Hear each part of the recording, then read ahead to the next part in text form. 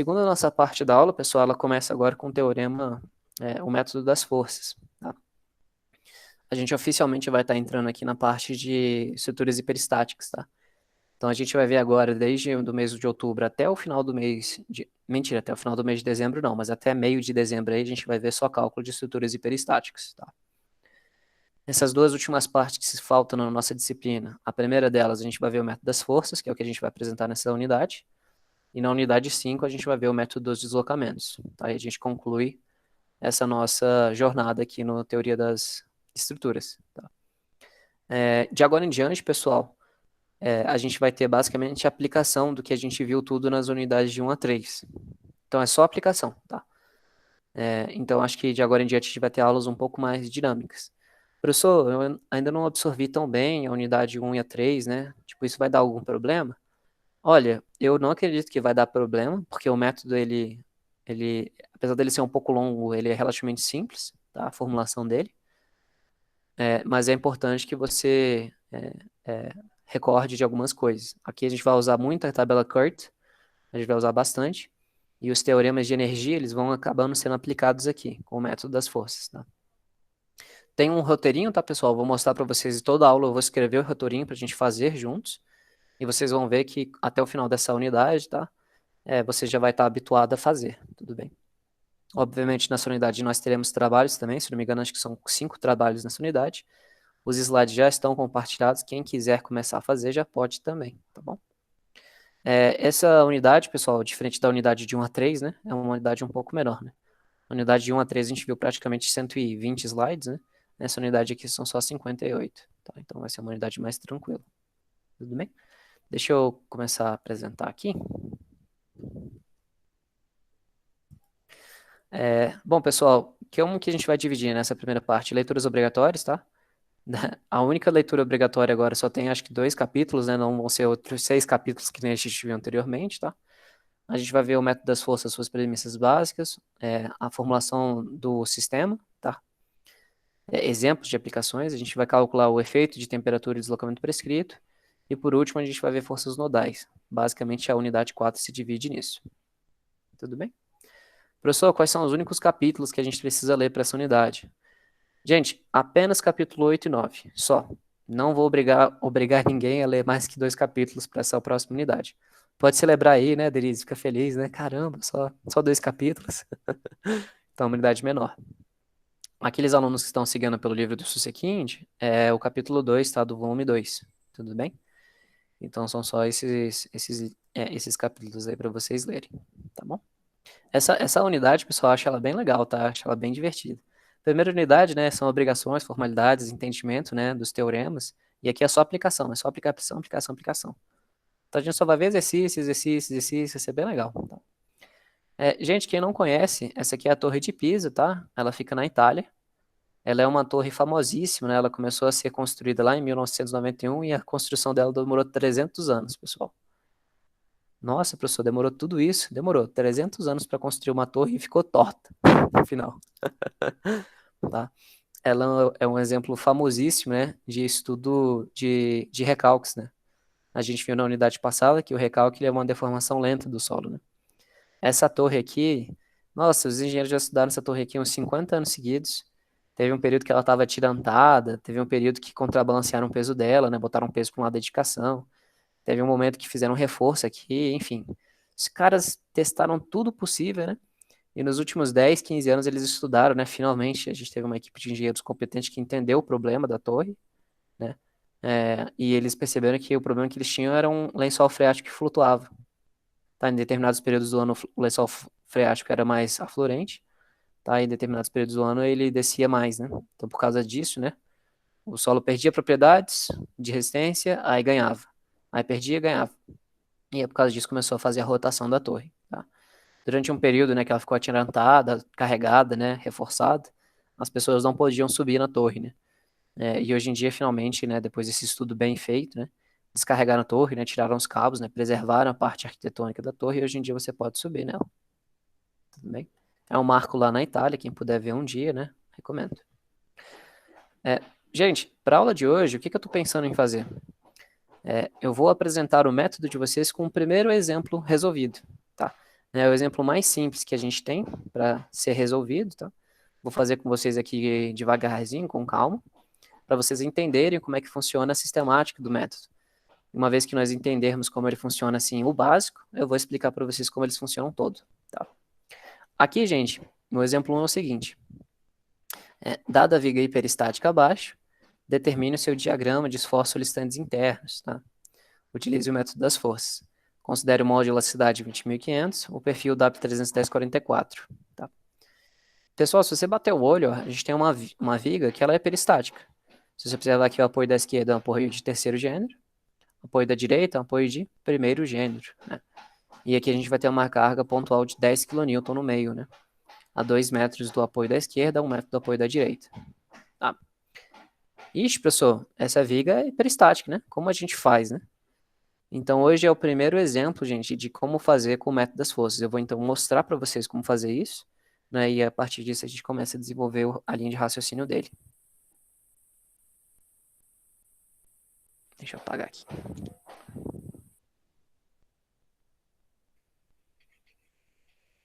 Tá todo mundo bem, gente? Amanhã é sexta-feira, né? Todo mundo feliz, né?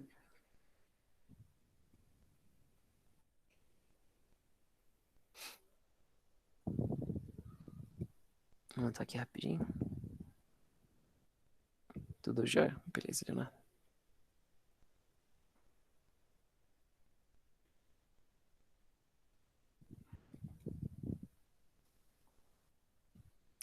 Vamos, computador.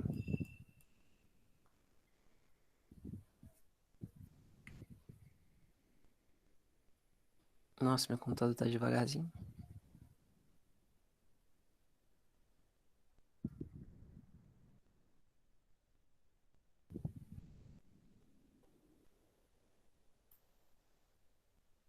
Não, o Edge não tá tudo isso aberto, não. Tem tanta coisa no Edge. Tá, vou fechar aqui por enquanto.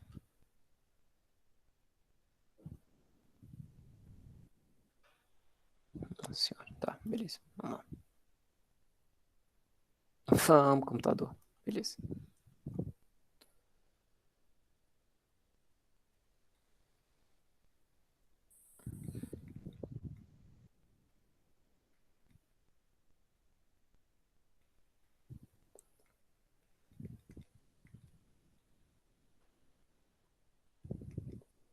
Pessoal, a primeira coisa que você precisa saber para entender o método das forças é o seguinte: a gente utiliza esse método para a gente determinar, né, os esforços solicitantes internos.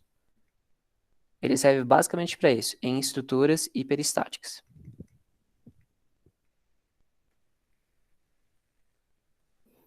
Tudo bem? Professor, por que a gente precisa de um método? Porque estruturas hiperestáticas, pessoal, a gente tem aquele Gzinho, ele é superior a zero, né? Ou seja, a gente tem mais incógnitas do que equações de equilíbrio. Em estruturas isostáticas, por exemplo, para a gente determinar os esforços solicitantes internos, eu preciso apenas das equações de equilíbrio, né? Somente isso. Tá? Então, o método das forças é basicamente para determinar os esforços solicitantes internos. Quando eu determino os esforços solicitantes internos da estrutura hiperestática, se eu quiser determinar um deslocamento, eu uso o PTV depois, tá? Então, é basicamente isso. Então, a gente vai usar ele unicamente para determinar os esforços internos da estrutura, tá? Os softwares que a gente vai começar a trabalhar de mercado, eles trabalham em função do método dos deslocamentos, que é um método aí semelhante ao método das forças, mas eles não trabalham com o método das forças. Vou mostrar isso ao longo dessa disciplina para vocês. Esse, esse primeiro exemplo, então, pessoal, o que a gente tem aqui? A gente vai ter uma viga hiperestática com apoio à esquerda de terceiro gênero, e à direita a gente vai ter um apoio de primeiro gênero. Nós teremos aqui em cima uma carga unitária, uma carga de 10 kN, perdão. Tudo bem? Aqui são 2 metros e aqui é 1 metro.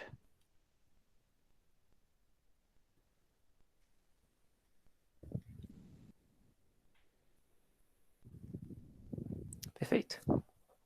Bom, como é que funciona o método, pessoal? Ele é bem simples, tá? Eu vou classificar aqui em pontos. Esse aqui vai ser o meu ponto A. Esse aqui vai ser o meu ponto B. Aqui vai ser o meu ponto C. Tudo bem?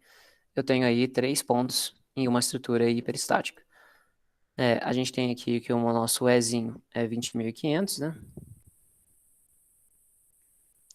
Quilonewton centímetro quadrado. E ele falou ali que é um perfil W, né? 310 por 44. A inércia dele, que a gente precisa, né? É a inércia de 9.997 centímetros a quarta. Tá bom? A primeira parte que a gente vai fazer, pessoal, sempre, quando a gente vai estar trabalhando com uma estrutura hiperestática, é determinar o nosso grau hiperestático, né? Aquele grau de hiperelasticidade, que é o Gzinho.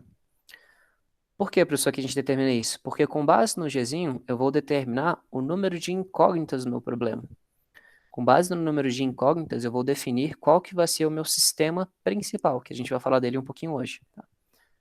O meu Gzinho aqui, então, ele vai ser quanto, né? No apoio A gente vai ter 3 incógnitas. No apoio C, a gente vai ter uma incógnita, né? Então, aqui eu vou ter 3 mais 1. Nesse problema eu não tenho rótulo, né? E eu só vou ter 3 equações de equilíbrio, né? Então, aqui o meu Gzinho é 1.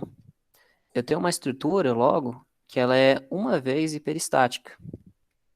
Uma vez hiperestática. Ou seja, o que isso aqui significa, né? Que a gente viu lá no começo da unidade 1. Eu preciso, né? Eu preciso de uma equação a mais de equilíbrio, né? Eu estou defasado em uma equação. Basicamente é isso.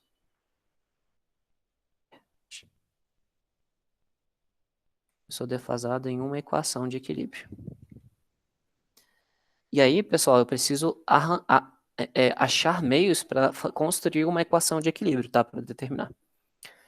Tudo bem? A segunda parte, pessoal, é uma segunda parte que a gente vai definir. Deixa eu fechar aqui, não precisamos mais. A gente vai definir um sistema principal.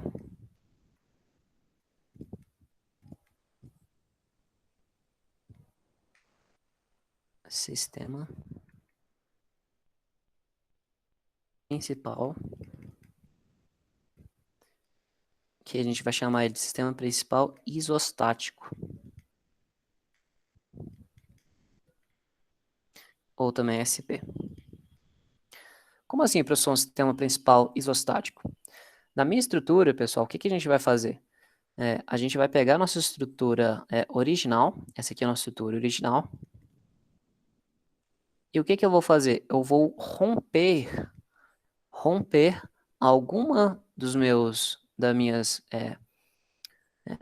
reações, eu vou romper um dos apoios e reduzir a quantidade de incógnitas desse apoio. Ué, professor, como assim? Literalmente, tipo, quebrar, desvincular? É exatamente isso. Então, eu vou pegar um dos apoios e eu vou romper eles, né? O nome é romper. Isso aqui, pessoal, é só uma forma de falar, tá? A gente não vai literalmente quebrar um apoio da viga, tá? Eu vou romper ou desvincular o apoio. Então, pessoal, no caso aqui, o apoio da esquerda ele vai ser um apoio de terceiro gênero, o apoio da direita é um apoio de primeiro gênero. O que eu posso fazer então? Eu posso pegar o apoio de terceiro gênero e eu posso transformar ele num apoio de segundo gênero, tudo bem? E o apoio C, que é um apoio de primeiro gênero, eu posso transformar ele posso literalmente quebrar ele e transformar ele num balanço. Literalmente, tá? Só que o que acontece? Quando eu faço esse rompimento, para que o sistema ainda permaneça em equilíbrio, né, tem que aparecer o que a gente vai chamar de hiperestático. Vai ser a força, né, ou o momento aplicado, que vai contrabalançar o sistema. Tá?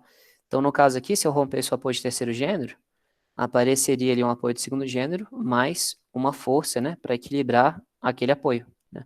Para simular, pessoal, aqui é simular o apoio original. Ele simula o apoio original. Então, o apoio C, que eu estou rompendo ele, eu tenho que botar uma força ali, ó, para permanecer que ele fique em pezinho. Faz sentido? Tá. Então, ou seja, o nosso sistema principal aqui, eu vou fazer mais fácil. Eu vou escolher essa opção aqui de baixo. O meu sistema principal adotado, olha que legal. Ele vai virar, eu vou transformar o meu sistema principal numa estrutura isostática. Ó. Ele vai permanecer um apoio de terceiro gênero. E aqui ele vai aparecer como uma viga em balanço. Tudo bem? Então, esse aqui é o meu sistema principal adotado. A força de 10 ela permanece aqui, ó. E para que o sistema seja equilibrado ainda, eu vou botar a força aqui, ó, chamada de hiperestático, XC. Tá bom? Esse XC, pessoal, ele é literalmente o valor, tá? O valor da reação em C. Então, eu vou chamar isso aqui de XC de V de C. Tá? Ele é literalmente essa reação aqui, ó. Ah, professor, entendi. Então, seu sistema principal, eu vou transformar ele num sistema isostático, só que em termos de equilíbrio, ele é exatamente igual, ó. Ele é exatamente igual ao meu sistema original. Faz sentido, pessoal, o que eu estou falando para vocês? Todo mundo entendeu isso aqui? Então, o que que eu fiz? Eu peguei a minha estrutura original, que ela é hiperestática, rompi um dos apoios e eu troquei o apoio por uma força, né? Que aí ela permanece em equilíbrio, né? A estrutura original, ela é exatamente igual ao sistema principal, só que agora eu só substituo o apoio por uma carga pontual. Faz sentido? E essa carga pontual, ela vai ter exatamente a mesma magnitude, intensidade, da reação que existia o apoio C. Então o método dele é interessante, porque eu posso escolher, né? Esse sistema principal pode ser assim, ou se eu quisesse, vamos supor que a gente pudesse, se eu quisesse trocar, eu poderia ter rompido esse apoio aqui, né? Então, tipo, eu poderia ter transformado ele num apoio de segundo gênero, ó, eu desci 1 grau nele, permaneço com o apoio C, aqui tá a força, e aqui vai surgir um momento, ó, X, que eu vou chamar ele aqui do momento do engaste A, ó, vai ser a mesma coisa, tá? Então, é equivalente. Qual que é a diferença da opção 1 para a opção 2? Só os diagramas de momento fletor que vão mudar, tá bom? Essa parte é bem legal, pessoal. Ela é bem legal mesmo. Tá bom? Belezinha, pessoal? Dúvidas por enquanto? Não, professor. Tranquilo, né? Bom, uma vez que eu defini esse sistema principal, pessoal, o que que a gente vai fazer agora? Olha que legal isso aqui. Eu vou fazer duas coisas agora. O que que a gente vai fazer? Eu vou separar o meu problema, tá? Vou separar ele em dois. Como assim, professor? Eu vou fazer a análise, né? Eu vou fazer a análise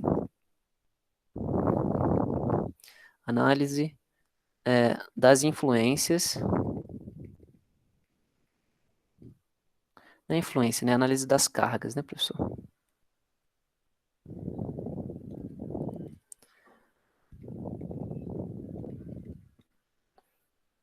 Do sistema principal.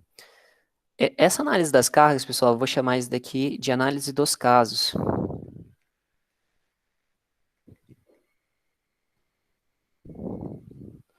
Casos de carga.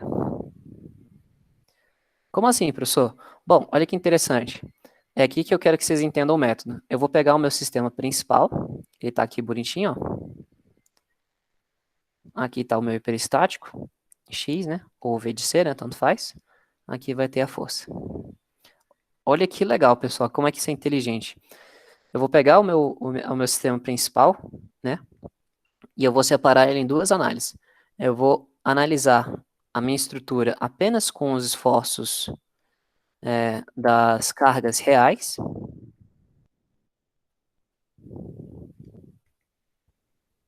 Tudo bem? Então, eu vou analisar uma primeira parte, as cargas reais apenas, que eu vou chamar isso aqui de caso zero. Esse caso zero, eu vou analisar apenas as cargas reais, as cargas originais. Tudo bem? Olha que interessante. Se eu omitir, né, o meu hiperestático nessa análise, eu vou analisar essa viga basicamente engastada, né?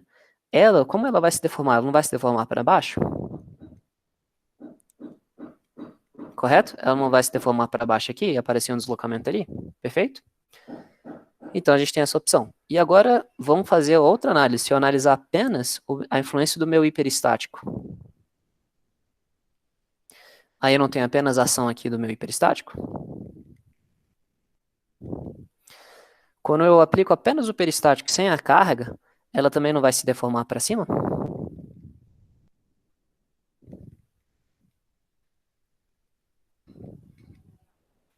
Faz sentido? Todo mundo entendeu isso? No caso zero, eu estou analisando apenas as cargas originais. No caso 1 aqui, ó, eu vou analisar apenas o valor do hiperestático. O hiperestático isolado.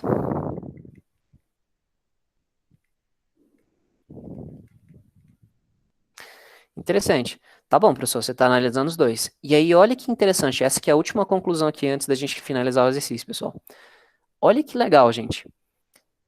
Vocês estão vendo que o caso zero vai aparecer um deslocamento vertical para baixo. E no caso 1 vai aparecer um deslocamento vertical para cima. Para que o sistema esteja em equilíbrio, o que eu tenho que dizer em relação a esse nó aqui, ó, o nó C? O que tem que acontecer aqui no nó C? Para ter equilíbrio, o deslocamento no nó C, que é onde está um apoio, ele tem que ser igual a zero, correto? Ah, sim, faz sentido, professor. Então, olha que bacana. Se eu somar o deslocamento provocado pelo sistema A, o sistema zero, mais o deslocamento provocado pelo hiperestático em deslocamento 1, vezes ele, deixar isso aqui anotado, isso tem que ser igual a zero. Esta aqui, pessoal, olha que legal. É assim que eu vou conseguir determinar o valor desse colega aqui, ó. Porque aqui eu achei, ó, pessoal, eu deduzi, na verdade, a equação de equilíbrio, né? Aquela equação defasada a mais. Isso aqui a gente vai chamar ela de equação de compatibilidade. Todo mundo entendeu o que eu quis dizer?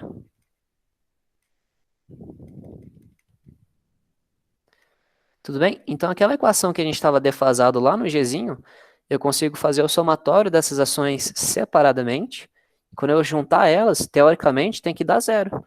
Por quê, professor? Porque na minha estrutura original, a gente tinha um apoio C, né? E esse apoio C, ele não descia para baixo, né? Ele está fixo, né? Faz sentido? Então, o valor de VC que a gente vai determinar, que é o valor do nosso hiperestático, ele vai ser suficiente para que os deslocamentos provocados no caso zero sejam equivalentes aos deslocamentos provocados no caso 1. Né? Então, esse aqui é toda a essência do método das forças. Pode Eu não falar. estou entendendo por que que você considerou a força no um e no caso um e não considera no caso 0. Ah, perfeito. Aqui, foi a Vitória que falou comigo? Isso. Ah, beleza. Aqui, Vitória, tipo, eu separei em dois casos, ó, que a gente tem duas forças atuando. Eu vou ter as forças originais da estrutura, deixa eu botar em vermelho. Não, aí eu entendi. Eu não estou entendendo, por exemplo, na equação de equilíbrio.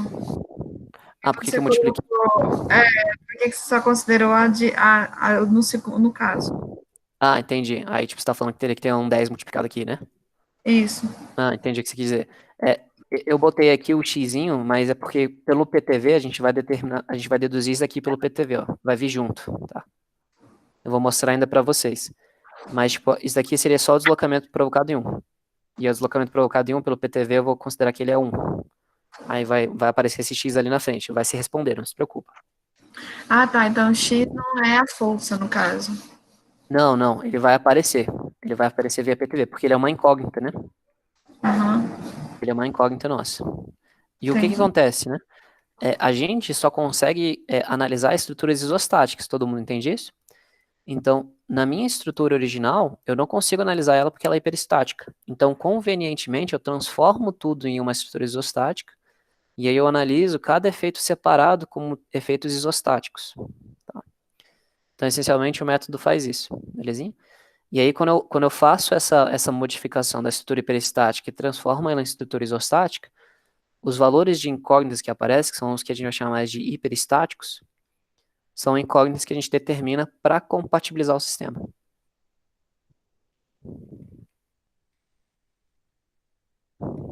Tá bom?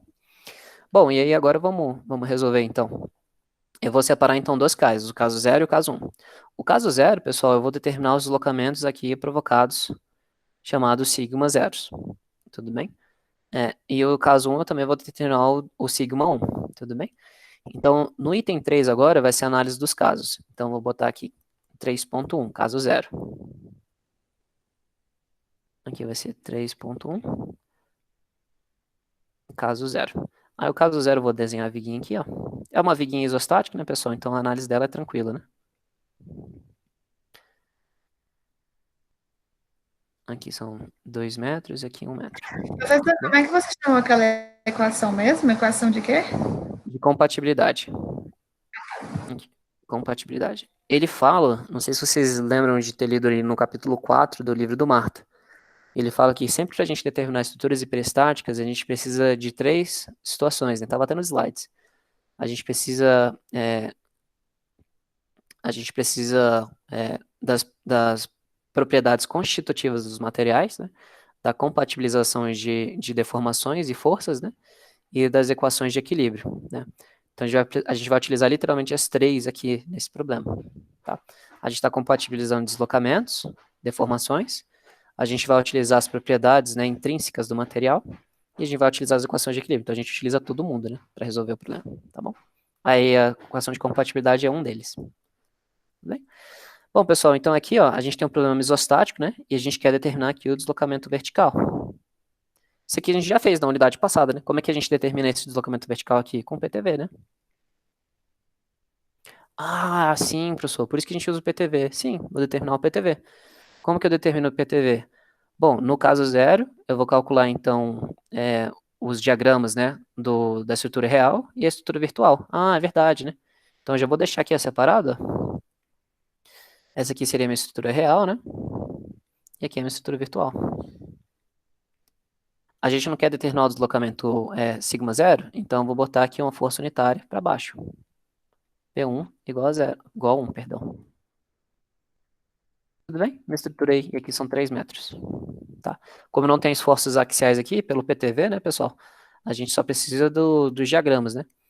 Então eu tenho aqui o diagrama do momento fletor. Esse exercício eu consigo fazer rápido, né, gente? Porque, tipo, é tudo carga pontual.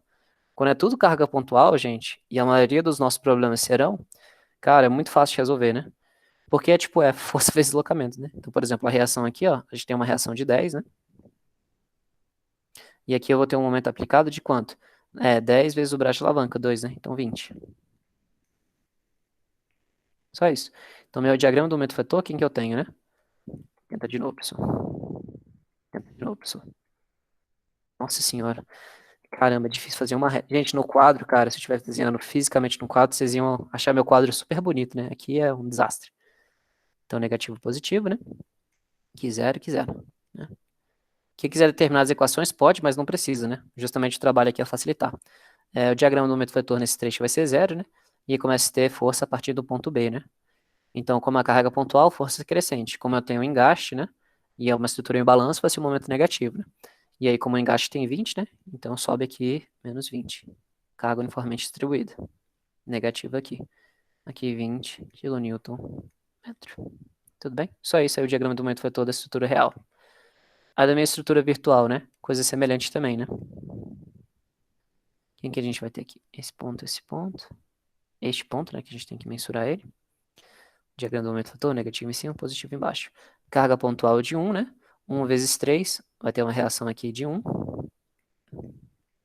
E aí, 1 vezes 3, braço de alavanca, vai ter um momento engaçado aqui, de 1 vezes 3, vai dar 3, né? Kilonewton metro.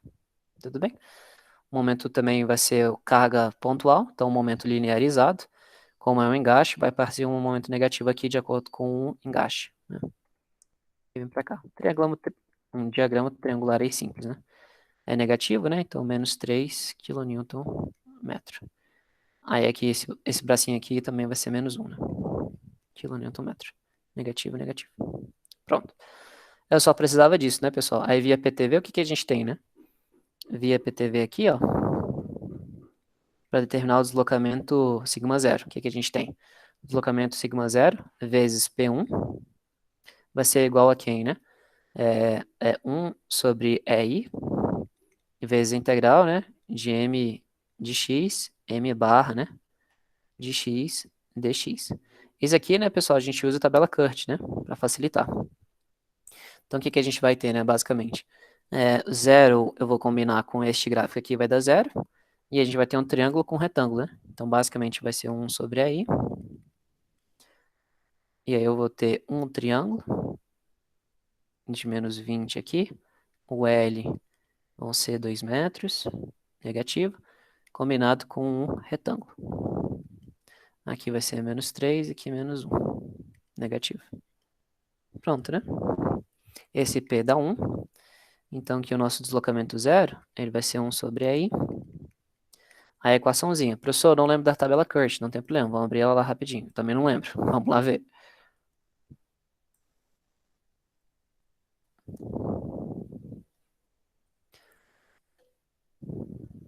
Deixa eu ver como é que eu tô de bateria, show. Teoria das estruturas, referências, tabela Cush, show. Pronto. Aí vamos lá, né? O triângulo e o retângulo, eles estão orientados na mesma direção, né? A parte maior está para a direita, no nosso caso, né, para a esquerda, e a parte menor está para a esquerda. Então, os dois estão na mesma direção. Vamos procurar, então. Triângulo, retângulo aqui, ó. Os dois estão do mesmo lado, tá? Então, vou puxar para cá e aqui. Deixar aqui do ladinho. Ai, deixa eu ver se está muito pequeno. Menos mal. Não vou ver vocês aqui temporariamente, pessoal, mas é essa forma aqui, ó. Tá. Então, o triângulo retângulo, esse aqui vai ser o MB, esse aqui vai ser o MB, esse aqui vai ser o MA. Esse aqui vai ser só o M. M barra, barra, beleza. Ah, eu troquei.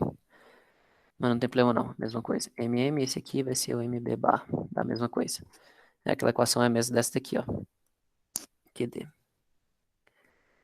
Triângulo, triângulo aqui, ó. Esse, 1/6 de LMB. Aí aqui, 1/6 de LMB, 2MA. MB. Mesma coisa. Beleza. Então deixa eu botar o M barra e B também, para não confundir vocês. É esse daqui. Então esse aqui vai ser o M barra, MB barra, MB barra, MA barra, tá. E esse aqui é só o MB. MB, tá. Então aqui vai ser 1/6 de L, MB, MA barra, mais 2MB barra. Deixa eu ver se tem mais alguma coisa. Não, é isso mesmo. 1/6 de MB. Peguei certo, gente? Deixa eu ver aqui. 1/6 de MB, MA, 2MB. Tá certo. É muito importante conferir, né? Tá certo. Beleza, vamos lá. Pronto, aí a gente tem esses valores, né? Então, um deslocamento aqui. O professor teria que sair para almoço, depois eu termino esse aula. Beleza, Leonardo? Depois você assiste, tá? Por favor. Aí, vamos lá. 1/6. O meu L são 2 metros. O meu MB, menos 20. O meu MA barra, menos 1. Mais 2 vezes o menos 3. Então, o deslocamento aqui vai ser igual a 1 sobre aí. Aí, vamos lá, né? Esse 2 corta com aqui, vai dar 1/3 embaixo. Menos 1 vezes, aqui vai dar menos 6. Menos 1 mais menos 6 vai dar menos 7. Menos 7 vezes 20 vai dar menos, com menos vai dar mais. E aqui vai dar 7 vezes 2 vai dar 14, 140, né? Então, 140 aqui. Ou seja, né, nosso deslocamento aqui vai ser igual a 140, né? 3 aí. Tá. Professor, eu posso substituir o E e o E aqui? Pode. Você pode, calcula sem problema, tá? Da mesma coisa. Tá bom? Eu fiz certo? Deixa eu conferir aqui a resolução, pessoal, só para precaução, pra gente não errar nada, não. Mas eu tenho certeza que eu acho que eu acertei. Eu tenho certeza que eu acho que eu acertei, né? Maravilha.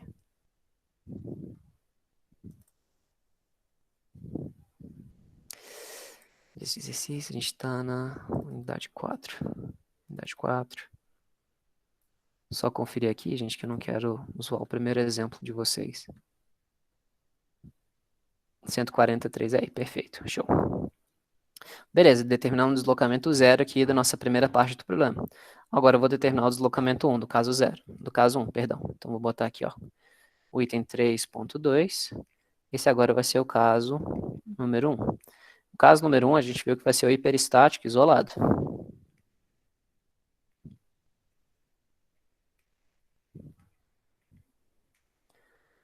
Então, pessoal, eu faço literalmente de novo a minha viga, né?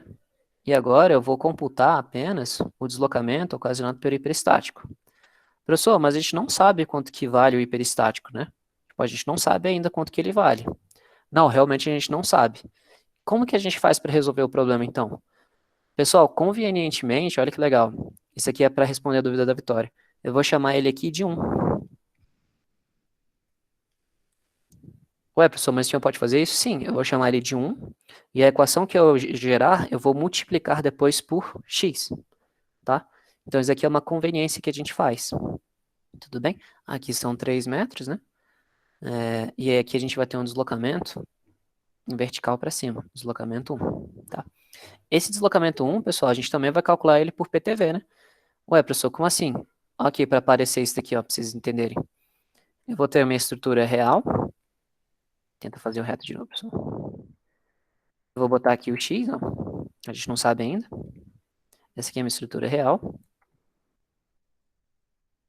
E aqui eu vou utilizar a minha estrutura virtual, que aí eu convenientemente chamei ele de 1. Tudo bem? Aqui, pessoal, eu não sei quanto que é x, né? Mas, tipo assim, se você fosse traçar os diagramas no momento fletor, quem que você teria, né? Você teria aqui, basicamente, a reação para baixo, né? X. E aqui o momento, né? Para combater, 3x, né? Então, meu diagrama, olha que interessante. Ele, né, nesse caso, como é um engaste, teria o engaste positivo, né? Negativo. Seria daqui para cá, ó. Seria, então, aqui 3x. Perfeito? E aqui a minha estrutura virtual seria o mesmo problema, só que em vez de x é 1, correto? Então, aparecer aqui uma resultante 1, e o momento aplicado aqui seria 1 vezes 3, dá 3 positivo. Aí a gente teria uma flexão positiva também, né? Então, aqui, negativo, positivo. E aqui para baixo, um diagrama linearizado também. Aqui ficaria 3. Tudo bem? Aí via PTV, o que, que a gente sabe, né? Pô, tá faltando espaço aqui. Deixa eu puxar para baixo. Via PTV, pessoal, quem que a gente sabe, né?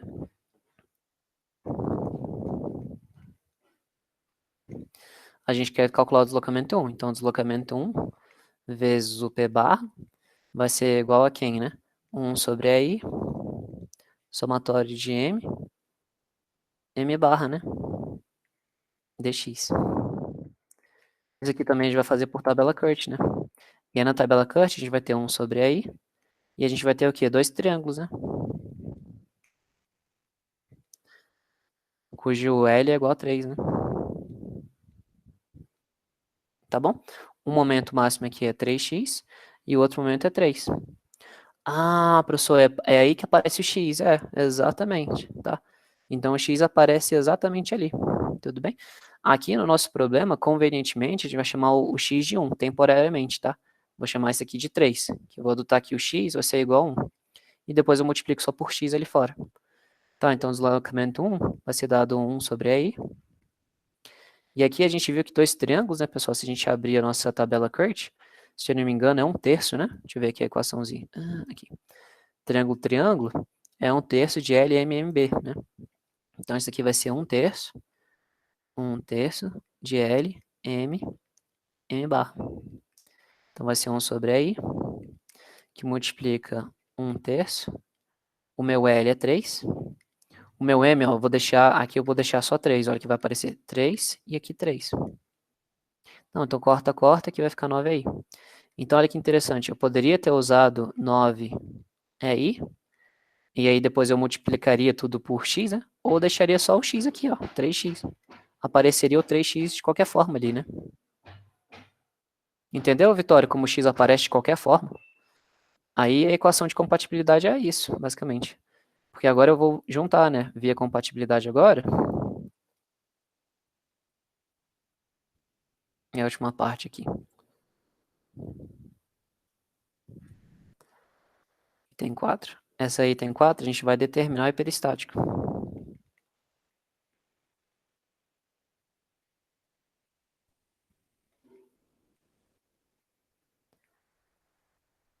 E a gente viu que a equação, o deslocamento no ponto C, né? Deixa eu escrever aqui.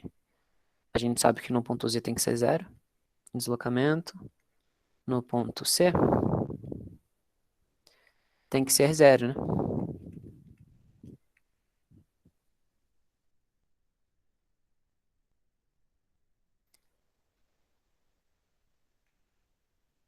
E no ponto C da estrutura original, né?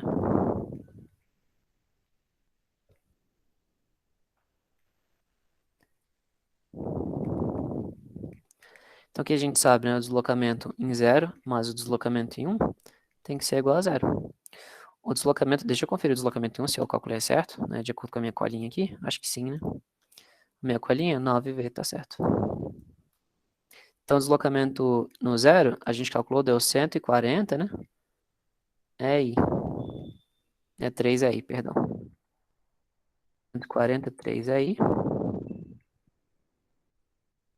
E o deslocamento em 1, a gente calculou agora. Ele deu 9x, né? É I. Tudo bem? É igual a 0. Isso aí seria a mesma coisa, tá, Vitória? Se a gente tivesse calculado o x igual a 1, né? Então, a gente teria isso aqui. E aí, a gente multiplicaria, se o x fosse igual a 1, multiplicaria por ele depois. Então, é a mesma coisa. Tudo bem? Basicamente é isso, né? Aí tá igual a 0. É importante, pessoal, que nesse caso, as direções também, elas seriam importantes, tá? Muito. Aí eu basicamente isolo o x, né? O que a gente tem aqui para resolver rapidinho? 9, perdão.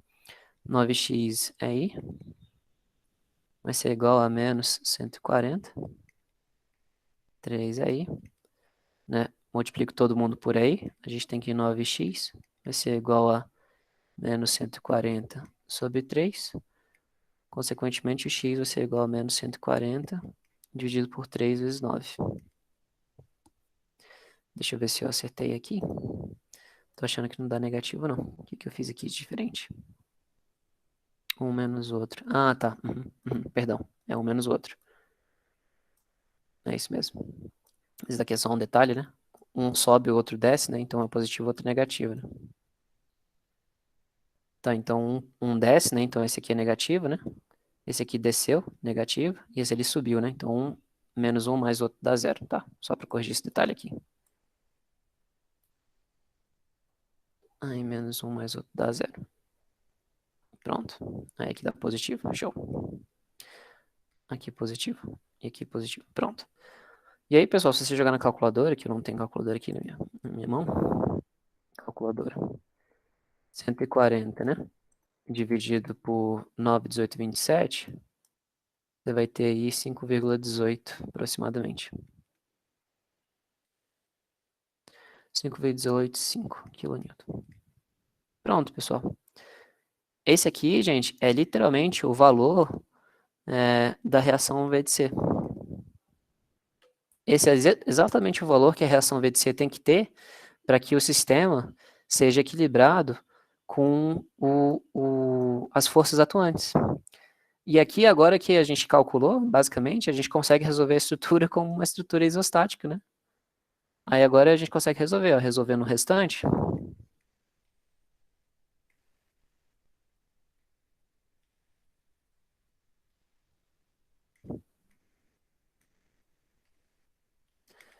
Aí eu só desenho a estrutura, né? Como é que ela ficou agora. E eu resolvo ela como se fosse uma estrutura isostática. Aqui vai estar 10. E ali, onde tinha V de C, eu descobri que ele é 5,18. 18,5. Pronto. Aqui vai ser 1 metro, aqui 2 metros. Pronto, né? Tranquilo, né? Aí aqui eu consigo determinar as reações V de A, V de C. Perdão, agora eu consigo determinar aqui as reações M de A, V de A. Aqui é o ponto A, aqui é o ponto B, aqui é o ponto C.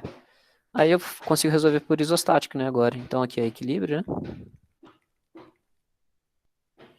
Quem que a gente sabe, né? O somatório de forças no ponto Y, né, igual a zero, vertical igual a zero. O que que a gente tem, né? O V de A é mais 5,185, tem que ser igual a 10, né? Então meu V de A vai ser 10 menos 5,85 aqui na minha calculadora. Então 140, né? Dividido por 27, menos 10. Dá menos 4,81. 814. Tudo bem, determinar essas forças, aí o momento A é uma moleza também, né?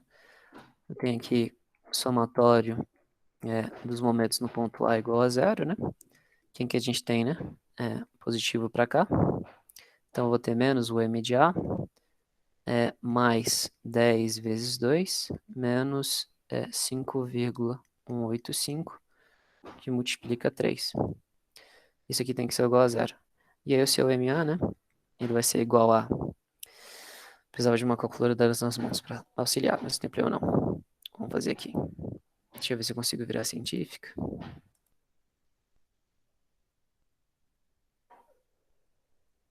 Já vou responder a sua pergunta, Gabriel. Deixa eu só calcular aqui.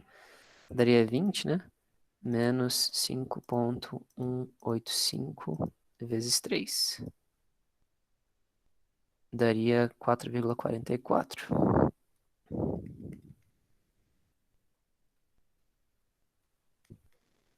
Pronto, eu já terminei as reações e eu consigo fazer os diagramas facinho. No F2 eu teria que entrar com a estrutura em balanço. Ele não aceita instabilidade, fiquei em dúvida. Não, não, Gabriela, tipo, todas as nossas estruturas aqui, tudo que a gente está calculando é só estrutura isostática, por enquanto, tá vendo? Então, tipo, você está falando para conferir esse diagrama aqui final que você está falando? Se você quiser habilitar o seu microfone, que eu não sei se eu entendi muito bem a sua pergunta. Isso, é isso mesmo. Essa parte final, para eu conferir esse ponto C, entende? Para fazer tipo um gabarito, para eu ter certeza. Ah, perfeita a dúvida. Você calcula as reações e depois você só confere o diagrama da estrutura original. Vai bater. É o que a gente vai fazer no final dessa aula. Ah, tá. Você pega a estrutura Tá bom. original e confere. Entendeu? Entendi. Ah, tá. Beleza. Beleza? Mas Obrigada. tranquilo. Aqui é facinho, porque agora eu já tenho as reações, como a estrutura é tudo pontual, eu posso fazer direto o diagrama do momento fletor e o diagrama do esforço cortante, direto. Olha que massa. Aqui está a estrutura. Aí eu vou botar o ponto 1, ponto 2, ponto 3. Diagrama do momento fletor, positivo, negativo em cima, positivo embaixo. O que eu sei, né? O ponto aqui B vai ser 0. O ponto aqui, né, vai ser uma flexão positiva. Então, 5,815 vezes 1 vai dar 5,815. Então, aqui é o positivo, 5,185. É uma equação de reta, vem para cá. Tenta de novo, pessoal. E aqui no momento em cima, o engaste, ele vai ser um engaste negativo, né? O valor 4,44. Então, esse aqui é negativo, 4,44 aqui. 4,44. Tá? Professor, por que o senhor sabe que ele é negativo, né? Porque é só você ver, né? Qual que vai ser o maior momento? 10 vezes 2 ou 5 vezes 3, né? Aí você vai ver que esse momento ele vai ser negativo, tá? Vai ter maior momento negativo. Aí eu passo uma equação de reta aqui, ó. Tá? Ou por essa equação aqui, você saberia, né? A direção que eu adotei aqui é o momento para cá, né? Para baixo. Aí, de acordo com o nosso referencial à esquerda, se o momento for contrário a ele, é negativo, né? Tá? Então, já esse aqui é negativo. E aí, o diagrama do esforço cortante, mesma coisa. O diagrama do esforço cortante, eu já tenho as reações, né, direitinho. Então, eu sei exatamente qual que vai ser qual, né? O V de A, a gente viu que ele deu para cima, né? Ele contrabalanceia com a carga de 5 a de 10. Então, V de A para cima, né? Sobe 4,814. Então, sobe 4,814, positivo e negativo. Vem constante, desce 10. Vai para 5,81, segue e zero. Então, positivo e negativo. Aqui é 4,814 e aqui 5,185. Aí, pessoal. Tranquilo demais, né? A gente calculou a nossa primeira estrutura hiperestática juntos, né? Em 40 minutos? Aí, ó, fechando a aula agora. E o procedimento, no geral, essa é só a primeira aula, tá? Que eu quero que vocês entendam. Eu sei que vai causar um pouco de estranheza, né? É diferente, né? Mas vocês viram que o procedimento ele é relativamente simples, tá? É literalmente você dividir a estrutura real da virtual, as cargas atuantes e os hiperestáticos. E esse calcula os deslocamentos em cada um e compatibiliza. Tipo, é basicamente isso. Bom, esse daqui foi o diagrama, aí eu vou conferir agora, Gabriela, aqui, ó. Eu não preciso conferir no F2, porque eu já tinha deixado nos slides a resposta, ó. Então tá aqui o diagrama de esforço cortante, 4,81 em cima, 5,19, né, aproximado ali. As reações 5,19 à direita e aqui, ó, 4,81 à esquerda. Esse aqui é o diagrama do esforço cortante, e aqui é o diagrama do momento fletor também, ó. 0 no apoio da direita, 5,19, a gente arredondou, é 5,185, né, e aqui no engaste, 4,4, certinho. Bacana, né? Bem legal. Fácil, pessoal? Interessante? peculiar, né? Não tenho certeza ainda, professor. Ah, tranquilo. Tranquilo. Ele é relativamente tranquilo. Essa é a primeira vez, tá, pessoal? A gente observou aqui um último detalhe antes da gente encerrar a aula. Onde que começa a ficar dificultado este problema aqui? Quando a gente tiver mais incógnitas do problema.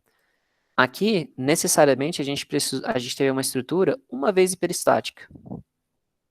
Então, se a estrutura foi apenas uma vez hiperestática, eu precisei apenas de uma única equação. Vocês viram? Essa única equação aqui foi essa daqui, ó, que a gente determinou. Tá, professor, então se o senhor estivesse falando se o g foi igual a 1, a gente teve uma equação, né? E quando o g vai ser igual a 2? Quando o g for igual a 2? Quantas equações a gente vai ter? 2 equações. Ah, entendi, professor. Então, com uma equação, a gente gerou um sistema 1 por 1.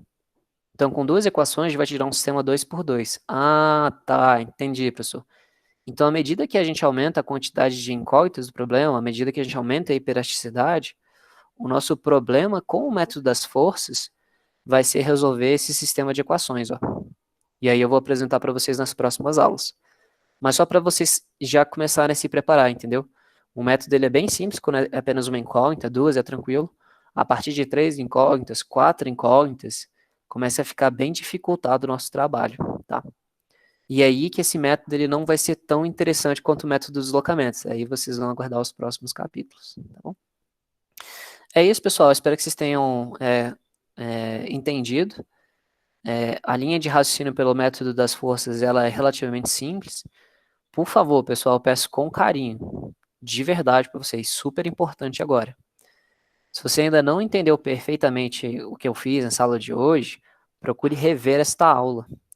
De verdade, essa aula aqui vai ser o primeiro marco e ela é muito importante para a linha de raciocínio que a gente vai ter de agora em diante, tá? Porque vocês estão vendo que acumulou, né? A gente está vendo, utilizando PTV, né? Utilizando uma equação de compatibilização, né? Então, vai começando a acumular. Então, eu preciso que vocês, cara, entendam muito bem agora. De verdade. Tudo bem? Se a gente entender bem o o método das forças, o método dos deslocamentos, ele vai sair para a gente muito fácil. Tá? Beleza, pessoal? Era isso que eu queria trazer para vocês. Espero que vocês tenham gostado. Eu vou interromper a gravação. Se alguém quiser falar comigo, eu estou aqui, tá bom? Se não, todos aí tenham uma excelente quinta-feira. A gente se vê na sexta, amanhã. A gente se vê amanhã. Beleza? Um abraço aí a todos, né?